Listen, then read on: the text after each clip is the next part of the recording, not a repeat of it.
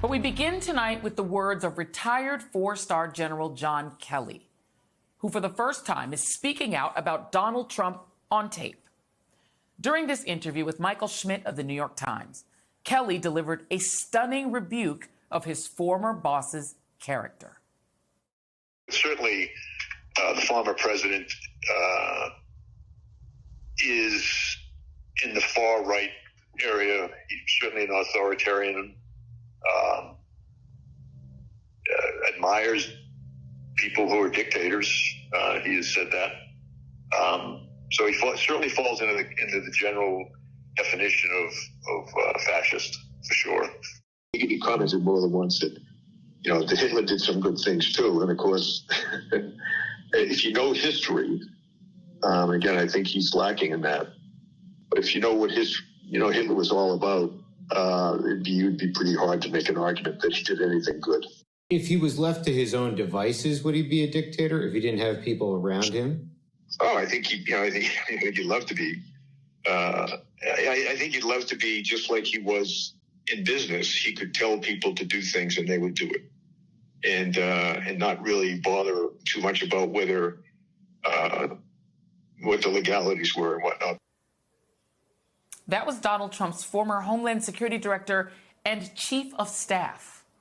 So what compelled a conservative military man who praised some of Trump's policies and helped implement them to allow recordings like that to become public? For one thing, Trump's willingness to turn the military against Americans like you.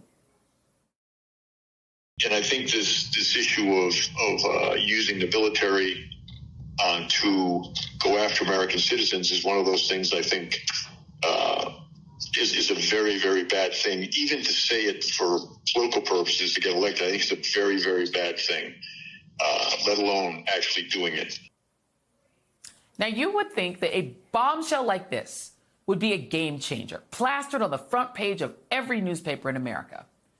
But 12 hours after the New York Times posted Trump's fascist ideations, here's the front page of their print edition. Not one word, not one reference to their own interview with General Kelly. Take a second and think about that.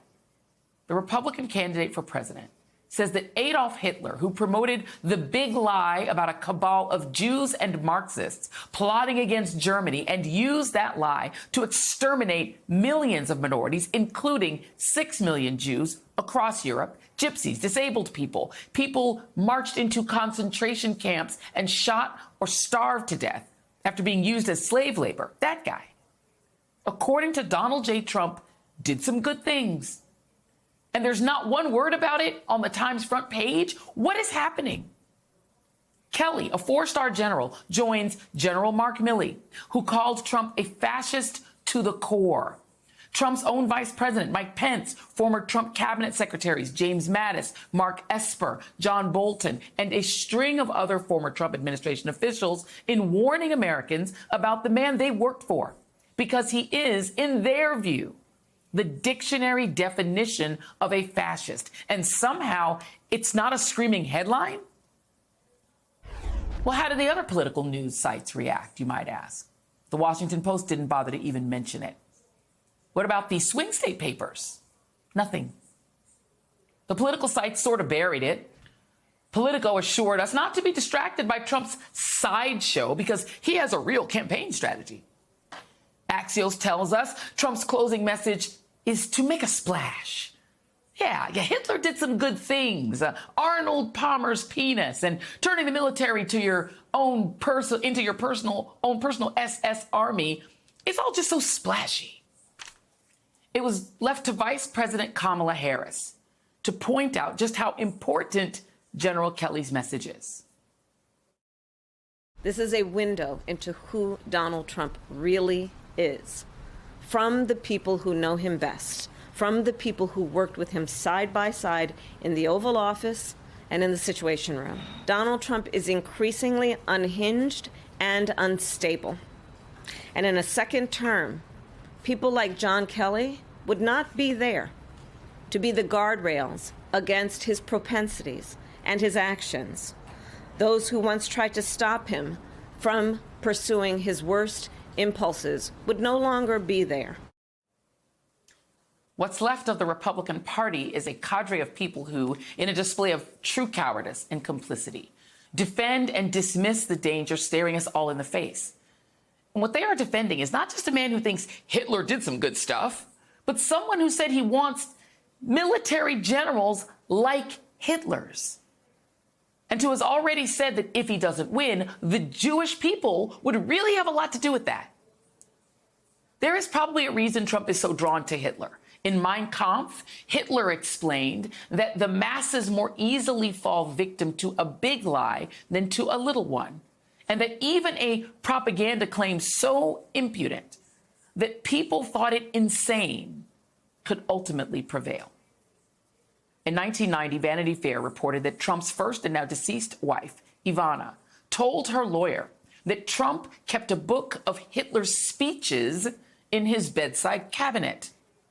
She also told a friend that Trump's cousin, who worked at the Trump Organization, used to walk into Trump's office, click his heels, and say, "Heil Hitler," possibly as a family joke.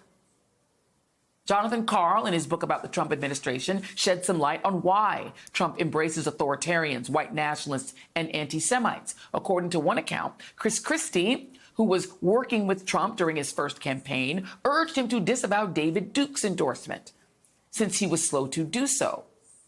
Because, quote, "those people vote too."